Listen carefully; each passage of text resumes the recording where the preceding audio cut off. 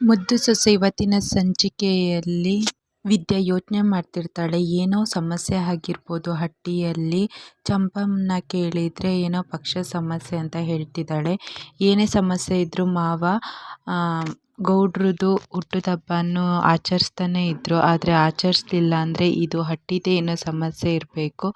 ಇದು ಪಕ್ಷ ಸಮಸ್ಯೆ ಆಗಿದ್ದರೆ ಪಕ್ಷ ಜನಗಳು ಬಂದು ಇಲ್ಲಿ ಓಡಾಡ್ತಿದ್ರು, ಮಾವನವರು ಹೊರಗೆ ಬರ್ತಿದ್ರು. ಎಲ್ಲರೂ ಸೇರಿ ನನ್ನ ಹತ್ರ ಏನೋ ಮುಚ್ಚುಮರೆ ಮಾಡ್ತಿದ್ದಾರೆ. ನಾನೇ ಏನು ಅಂತ ಕೇಳಬೇಕು ಅಂತ ಹಟ್ಟಿ ಒಳಗೆ ಬರ್ತಾಳೆ. ಆ ಕಡೆ ಅಜ್ಜಿ ಮತ್ತು ಅತ್ತೆ ಅಲ್ಲಿರ್ತಾರೆ. ಬಂದು ಕೇಳ್ತಾರೆ, ಅಜ್ಜಮ್ಮ ಅತ್ತೆ ಏನಾಗಿದೆ, ಏನು ಸಮಸ್ಯೆ ಆಗಿದೆ, ನನ್ನ ಹತ್ರ ಯಾಕೆ ನೀವು ಹೇಳ್ತಿಲ್ಲ ಅಂತ ವಿದ್ಯಾ ಕೇಳ್ತಾ ಇರ್ತಾಳೆ. ಅತ್ತೆ ಇದ್ದವಳು, ಇಲ್ಲ ವಿದ್ಯಾ ಆ ಥರದ್ದೇನೂ ಇಲ್ಲ ಅಂದಾಗ, ಇಲ್ಲ ಅಜ್ಜಮ್ಮ ಹೇಳಿ ಏನಾಗಿದೆ, ಏನೇ ಸಮಸ್ಯೆ ಇದ್ರೂ ಗೌಡ್ರು ಹುಟ್ಟಿದಬ್ಬ ಮಾಡದೆ ನೀವು ಇರ್ತಿರಲಿಲ್ಲ. ಅದು ಅಲ್ಲದೆ ನೀವು ಎಷ್ಟೋ ಸಣ್ಣ ಸಣ್ಣ ವಿಚಾರಕ್ಕೆ ಗುಡಿಗೆ ಹೋಗೋರತ್ತೆ, ಆದರೆ ಗೌಡ್ರು ಹುಟ್ಟಿದಬ್ಬಕ್ಕೆ ನೀವು ಗುಡಿ ಕಡೆ ಹೋಗಲೇ ಇಲ್ಲ. ಏನು ವಿಚಾರ ಹೇಳಿ, ನನ್ನ ಹತ್ರ ಯಾಕೆ ಮುಚ್ಚುಮರೆ ಮಾಡ್ತಿದ್ದೀರಾ ಅಂತ ವಿದ್ಯಾ ಅಳ್ತಾ ಕೇಳ್ತಾ ಇರ್ತಾಳೆ. ಹಾಗಾದರೆ ನನಗೆ ಗೊತ್ತಿಲ್ಲದೆ ಇಲ್ಲೇನೋ ಆಗಿದೆ, ಅದೇನು ಅಂತಾದರೂ ಹೇಳಿ ಅಂತ ಅಜ್ಜಮ್ಮನ ಹತ್ರ ಕೇಳ್ತಾ ಇದ್ದಾಳೆ ವಿದ್ಯಾ. ಅಷ್ಟೊತ್ತಿಗೆ ಹಟ್ಟಿಯವರೆಲ್ಲ ಹೊರಗೆ ಬರ್ತಾರೆ. ಚಂಪನೂ ಬರ್ತಾಳೆ. ವಿದ್ಯೆ ಕೇಳ್ತಾಳೆ ಚಂಪನ ಹತ್ರ, ಹೇಳು ಚಂಪ, ನಿನ್ನ ಅಕ್ಕ ಅಂತ ಅಂದ್ಕೊಳ್ತೀಯಲ್ಲ, ಹೇಳು ಹಟ್ಟೀಲಿ ಏನಾಗಿದೆ, ಏನು ಸಮಸ್ಯೆ ಆಗಿದೆ ಅಂತ ಹೇಳು, ಇಲ್ಲಾಂದರೆ ನನ್ನ ಮೇಲೆ ಆಣೆ ಅಂತ ಆಣೆ ಮಾಡಿಸ್ಕೊಳ್ತಾಳೆ. ಅಷ್ಟೊತ್ತಿಗೆ ಚಂಪ ಹೇಳ್ತಾಳೆ, ನೀನು ಪ್ರಾಣ ಅಂತಿರೋ ನಿನ್ನ ಗೌಡ್ರಿಗೆ ಇನ್ನೊಂದು ಮದುವೆ ಮಾಡ್ತಿದ್ದಾರೆ ಅಂತ ಹೇಳ್ತಾಳೆ. ಅದು ಕೇಳಿ ವಿದ್ಯನಿಗೆ ಶಾಕ್ ಆಗುತ್ತೆ. ಗೌಡ್ರ ಜೊತೆ ವಿದ್ಯಾ ಅಕ್ಕನ ಮದುವೆ ಮಾಡ್ತಿದ್ದೀರಂತ ಹೇಗೆ ಹೇಳಲಿ ನಾನು ಅಂತ ಚಂಪಾ ಹೇಳ್ತಾರೆ. ಅಷ್ಟೊತ್ತಿಗೆ ವಿದ್ಯಾ ಏನು ಹೇಳ್ತಿದ್ದೀಯಾ, ಹೌದು ಅಕ್ಕ ಅಂತ ಹೇಳ್ತಾರೆ. ವಿದ್ಯೆಗೆ ತುಂಬ ಬೇಜಾರಾಗುತ್ತೆ.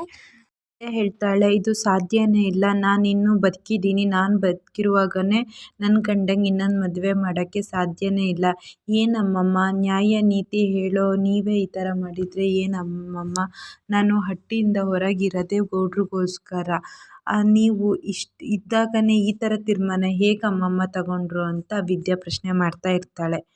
ಅಷ್ಟೊತ್ತಿಗೆ ಜವರೇಗೌಡ್ರ ತಂಗಿ ಬಂದು, ಏಯ್ ನನ್ನ ಮಗಳಿಗೆ ಅನ್ಯಾಯ ಆಗಿದೆ ಕಣೆ, ಅದಕ್ಕೆ ನ್ಯಾಯ ಕೊಡಿಸ್ಬೇಕು ಅಂತ ಇದ್ದೀನಿ, ಹಾಗಾಗಿ ಈ ಥರ ಮಾಡಿದ್ದೀವಿ ಅಂತ ಹೇಳ್ತಾಳೆ. ವಿದ್ಯನಿಗೆ ಏನಂತ ಅರ್ಥನೇ ಆಗಲ್ಲ.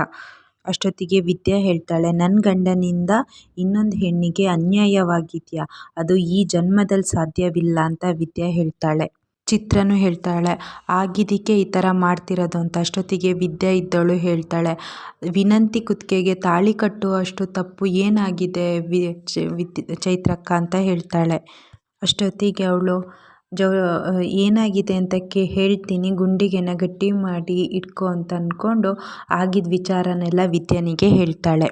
ವಿದ್ಯಾ ಹೇಳ್ತಾಳೆ, ನಾನಿದು ನಂಬೋದೇ ಇಲ್ಲ, ಇದು ಆಗೋಕ್ಕೆ ಸಾಧ್ಯನೇ ಇಲ್ಲ, ನಾನಿರುವಾಗನೇ ಗೌಡ್ರು ಇನ್ನೊಬ್ಬರು ಹುಡುಗಿ ಕುತ್ತಿಗೆಗೆ ತಾಳಿ ಕಟ್ಟೋದಕ್ಕೆ ಆಗೋದೇ ಇಲ್ಲ ಅಂತ ವಿದ್ಯಾ ಹೇಳ್ತಾಳೆ. ಈ ಮದುವೆ ನಡೆಯೋಕ್ಕೆ ನಾನು ಒಪ್ಕೊಳ್ಳೋದೇ ಇಲ್ಲ, ಇದು ಭಾವ ಕೊಟ್ಟಿದ್ದ ತೀರ್ಮಾನ, ಅದನ್ನು ಯಾರೂ ಬದಲಾಯಿಸೋಕ್ಕಾಗಲ್ಲ ಅಂತ ಅಲ್ಲಿದ್ದವರು ವಿದ್ಯನಿಗೆ ಹೇಳ್ತಾಳೆ.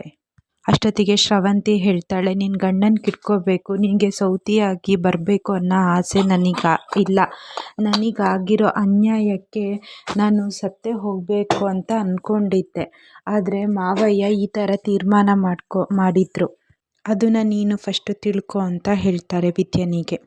ಅಷ್ಟೊತ್ತಿಗೆ ಚಿತ್ರ ಇದ್ದವಳು, ದೊಡ್ಡಪ್ಪ ತೀರ್ಮಾನ ಮಾಡಿದ ಮೇಲೆ ಯಾರೂ ಏನು ಪಲ್ಟಿ ಹೊಡಿಯೋಕ್ಕಾಗಲ್ಲ, ಇವಳ ಹತ್ರ ಏನು ಎಲ್ಲ ಹೇಳೋದು ಬನ್ನಿರಿ ಅಂತ ವಿಲನ್ ಕಡೆಯವರೆಲ್ಲರೂ ಒಳಗೆ ಹೋಗ್ತಾರೆ. ವಿದ್ಯೆಗೆ ತುಂಬ ಬೇಜಾರಾಗಿ ಅಲ್ಲೇ ಬಿದ್ದುಬೀಳ್ತಾಳೆ. ಈ ಕಡೆ ವಿದ್ಯನ ಅಪ್ಪ ಅಮ್ಮ ಬರ್ತಾ ಇರ್ತಾರೆ. ಅಷ್ಟೊತ್ತಿಗೆ ರೋಡಲ್ಲಿ ಒಂದು ತಾಯಿ ಬಿದ್ದಿರುತ್ತೆ. ಮಗಳು ಅಳ್ತಾ ಇರ್ತಾಳೆ, ಅಮ್ಮ ಹೇಳಮ್ಮ ಹೇಳಮ್ಮ ಅಂತ. ಅಷ್ಟೊತ್ತಿಗೆ ಅವರು ಗಾಡಿ ನಿಲ್ಲಿಸಿ ವಿದ್ಯಾನಮ್ಮ ಏನಾಗಿದೆ ಅಂತ ನೋಡ್ತಾಳೆ. ನೋಡೋತ್ತಿಗೆ ಅವಳು ಸುಸ್ತಾಗಿ ಬಿದ್ದಿದ್ದಾಳೆ, ಜೀವ ಇನ್ನೂ ಉಂಟು, ಅವಳನ್ನ ಆಸ್ಪತ್ರೆಗೆ ಕರ್ಕೊಂಡು ಹೋಗೋಣ ಅಂತ ಅಂದ್ಕೊಳ್ತಾರೆ. ಅಷ್ಟೊತ್ತಿಗೆ ಡ್ರೈವರ್ ಕರೆದು ಆ ಹೆಂಗಸನ್ನ ವಿದ್ಯಾನ ಅಪ್ಪ ಅಮ್ಮ ಆಸ್ಪತ್ರೆಗೆ ಕರ್ಕೊಂಡು ಹೋಗ್ತಾರೆ. ಈ ಕಡೆ ವಿದ್ಯಾ ಇದ್ದವಳು ಚಂಪನ ಹತ್ರ ಹೇಳ್ತಾ ಇರ್ತಾಳೆ, ನಾನಿರುವಾಗನೇ ಗೌಡ್ರಿಗೆ ಹೇಗೆ ಮದುವೆ ಮಾಡ್ತಾರೆ ಅಂತ ನಾನು ನೋಡ್ತೀನಿ ಅಂತ ಹೇಳ್ತಾ ಇರ್ತಾಳೆ. ಹೆಂಡತಿ ಯಾವುದನ್ನಾರು ಹಂಚ್ಕೊಳ್ತಾಳೆ, ಆದರೆ ಸ್ವಂತ ಗಂಡನ ಇನ್ನೊಂದು ಹೆಂಗಸು ಜೊತೆ ಯಾವತ್ತೂ ಹಂಚ್ಕೊಳ್ಳಲ್ಲ ಚಂಪಾ. ಅವ್ರು ಯಾರು ಕೇಳಿ ತೀರ್ಮಾನ ತಗೊಂಡ್ರು. ಆವಾಗ ಚಂಪಾ ಹೇಳ್ತಾಳೆ, ಎಲ್ಲರೂ ತೀರ್ಮಾನ ಮಾಡಾಗಿದೆ, ಈಗ ಏನು ಮಾಡೋಕ್ಕಾಗುತ್ತೆ ವಿದ್ಯಕ್ಕ ಅಂದಾಗ, ನಾನು ಎಷ್ಟೋ ತಪ್ಪುಗಳನ್ನ ಮಾಡಿದ್ದೀನಿ, ಅದಕ್ಕೆ ಶಿಕ್ಷೆ ಅನುಭವಿಸ್ತೀನಿ, ಆದರೆ ಇದಕ್ಕೆ ಮಾತ್ರ ನಾನು ಸುಮ್ಮನೆ ಆಗಲ್ಲ ಅಂತ ವಿದ್ಯಾ ಹೇಳ್ತಾಳೆ ಚಂಪನ ಹತ್ರ. ಆದರೆ ಗೌಡ್ರೂ ಒಪ್ಕೊಂಡಿದ್ದಾರಲ್ಲ ಅಂತ ಹೇಳ್ತಾರೆ. ಇಲ್ಲ, ಅವ್ರು ಏನು ಅಂತ ನನಗೆ ಗೊತ್ತು ಚಂಪಾ, ನಾನು ಬಡವರಾಗಿದ್ರು ನನ್ನ ಹತ್ರ ಆಸ್ತಿ ಪಾಸ್ತಿ ಇಲ್ಲ ಅಂದ್ರೂ ನನ್ನನ್ನು ನೋಡಿದಾಗಲೇ ನನ್ನ ಇಷ್ಟಪಟ್ಟಿದ್ದಾರೆ. ಅವರು ನನ್ನನ್ನು ಬಿಟ್ಟು ಯಾರಿಗೂ ಆ ಸ್ಥಾನನ ಕೊಡಲ್ಲ ಅಂತ ಹೇಳ್ತಾರೆ. ಆದರೆ ವಿನಂತಿ ಅಕ್ಕಂಗೆ ನ್ಯಾಯ ಕೊಡಿಸ್ಬೇಕಲ್ವಾ ಅಂತ ಚಂಪಾ ಕೇಳುವಾಗ, ಏನು ನ್ಯಾಯ, ಹೆಂಡ್ತಿರುವಾಗನೇ ಇನ್ನೊಂದು ಮದುವೆ ಮಾಡಿಸ್ತಾರಲ್ಲ, ಇದು ಯಾವ ಸೀಮೆ ನ್ಯಾಯ, ಇದನ್ನು ನಾನು ಒಪ್ಪೋದಿಲ್ಲ ವಿದ್ಯಾ ಹೇಳ್ತಾಳೆ. ಬಡವ್ರ ಮನೆ ಹುಡುಗಿ ಏನು ಹೇಳಿದ್ರು ಸುಮ್ಮನೆ ಆಗ್ತಾಳೆ ಅಂತ ಇವರೆಲ್ಲ ಅಂದ್ಕೊಂಡಿರ್ಬೋದು, ಆದರೆ ಯಾವ ಕಾರಣಕ್ಕೂ ನಮ್ಮ ಗೌಡ್ರು ಹಂಗೆ ಮಾಡೋಕ್ಕಿಲ್ಲ, ನಾನು ಇದಕ್ಕೆ ಒಪ್ಪೋಕ್ಕಿಲ್ಲ ಅಂತ ಹೇಳ್ತಾಳೆ. ಅಷ್ಟೊತ್ತಿಗೆ ಚಂಪಾ ಇದ್ದವಳು, ಇಲ್ಲ ಅಕ್ಕ, ಭದ್ರಣ್ಣ ತಪ್ಪು ಮಾಡಿದ್ದಕ್ಕೆ ಗೌಡ್ರು ಈ ಥರ ನಿರ್ಧಾರ ಮಾಡಿರೋದು, ಇಲ್ಲಾಂದರೆ ಯಾಕೆ ಮಾಡ್ತಿದ್ರು, ವಿನಂತಿ ಅಣ್ಣ ಹಾಗೂ ಭದ್ರಣ್ಣ ರೂಮಲ್ಲಿ ಒಟ್ಟಿಗೆ ಇದ್ದಿದ್ದು ನಾವೆಲ್ಲರೂ ನೋಡಿದ್ವು ಅಂತ ಚಂಪಾ ಹೇಳ್ತಾಳೆ. ಅದನ್ನು ಕೇಳಿ ವಿದ್ಯಾನಿಗೆ ಮತ್ತೆ ಶಾಕ್ ಆಗುತ್ತೆ. ನಾನು ಸಹ ನೋಡಿದೆ ಅಕ್ಕ, ಅದಕ್ಕೇನೆ ಇದರಲ್ಲಿ ಭದ್ರಣ್ಣನ ತಪ್ಪಿರೋದಕ್ಕೇನೆ ಗೌಡ್ರು ಈ ನಿರ್ಧಾರ ಮಾಡಿರೋದು ಅಕ್ಕ ಅಂತ ಹೇಳ್ತಾಳೆ. ನಿಜನ ಚಂಪಾ ಅಂದಾಗ, ಹೌದಕ್ಕ, ಭದ್ರೆ ಅಣ್ಣನ ಹತ್ರ ವಿದ್ಯಾ ಅವ್ರ ಮಂಚದಲ್ಲೇ ಇದ್ಲಕ್ಕ, ನಾವೆಲ್ಲ ನೋಡಿದ್ವು ಅಂದ ತಕ್ಷಣ ವಿದ್ಯಾಂಗ ಕೇಳಿ ಶಾಕ್ ಆಗಿ ಅಲ್ಲೇ ಕುಸ್ತೇ ಬೀಳ್ತಾಳೆ. ಅಷ್ಟೊತ್ತಿಗೆ ವಿದ್ಯೆ ಎದ್ದು ಹೊರಡ್ತಾಳೆ. ಚಂಪಾ ಎಲ್ಲಿಗೆ ಅಂತ ಕೇಳ್ತಾಳೆ. ನಾನು ಕೇಳೋರ ಹತ್ರ ಕೇಳೋಕ್ಕೆ, ನಾನು ಗೌಡ್ರ ಹತ್ರ ಈ ವಿಚಾರ ಕೇಳ್ತೀನಿ ಅಂತ ಹೊರಡ್ತಾಳೆ. ಅಷ್ಟೊತ್ತಿಗೆ ಗೌಡ್ರ ಹತ್ರ ಬಂದು ವಿಚಾರ ಹೇಳ್ತಾರೆ ಭದ್ರನ ಹತ್ರ. ಹಿಂಗೆ ಅತ್ತಿಗೆಗೆ ಏನು ವಿಚಾರ ಗೊತ್ತಾಗಬಾರ್ದು ಅಂತಿದ್ದು ಅದು ಗೊತ್ತಾಗಿದೆ, ಈಗ ಸೀದಾ ನಿನ್ನ ಹತ್ರನೇ ಬರ್ತಿದ್ದಾರೆ ಅಂತ ಹೇಳ್ತಾರೆ. ಸರಿ ಕಣ, ಏನಾಗುತ್ತಾ ಆಗಲಿ ನೋಡೋಣ ಅಂತ ಭದ್ರೇಗೌಡ ಹೇಳ್ತಾನೆ. ಅಷ್ಟೊತ್ತಿಗೆ ವಿದ್ಯಾ ಬಂದು, ನಿಮ್ಮನ್ನೇ ನಂಬಿದವರಿಗೆ ಯಾಕೆ ಈ ಥರ ಮಾಡಿದ್ರಿ ಅಂದಾಗ ಭದ್ರ ಹೇಳ್ತಾನೆ, ಏನು ಮಾಡಿದೆ ಅಂತ ಕೇಳ್ತಾರೆ. ನಾನೇನು ಮಾಡಿಲ್ಲ ಅಂದಾಗ, ಹೌದಾ, ಏನು ಮಾಡದೆ ನಿಮಗೆ ಮದುವೆ ಮಾಡ್ತಿದ್ದಾರಾ ವಿನಂತಿ ಜೊತೆ, ನಾನು ನಿಮ್ಮನ್ನು ಶ್ರೀರಾಮಚಂದ್ರ ಅಂತ ಅಂದ್ಕೊಂಡೆ, ನನ್ನ ಗಂಡ ಯಾವತ್ತೂ ಮೋಸ ಮಾಡಲ್ಲ ಅಂದ್ಕೊಂಡೆ, ಆದರೆ ನೀವು ಈ ಥರ ಮಾಡ್ತೀರಂತ ಅಂದ್ಕೊಂಡಿರಲಿಲ್ಲ ಗೌಡ್ರೆ, ಯಾಕೆ ಈ ಥರ ಮಾಡಿದ್ರಿ, ನೀವು ದೊಡ್ಡ ಮೋಸಗಾರ ಅಂತ ಹೇಳ್ತಾರೆ. ಅಷ್ಟೊತ್ತಿಗೆ ನೋಡಿದರೆ ವಿದ್ಯಾ ಬಂದು ಮತ್ತೆ ಗೌಡ್ರೆ ಅಂತ ಕರೀತಾಳೆ. ಇಷ್ಟು ನಡೆದಿದ್ದೆಲ್ಲ ಕನಸು ಅಂತ ಭದ್ರನಿಗೆ ಅನಿಸುತ್ತೆ.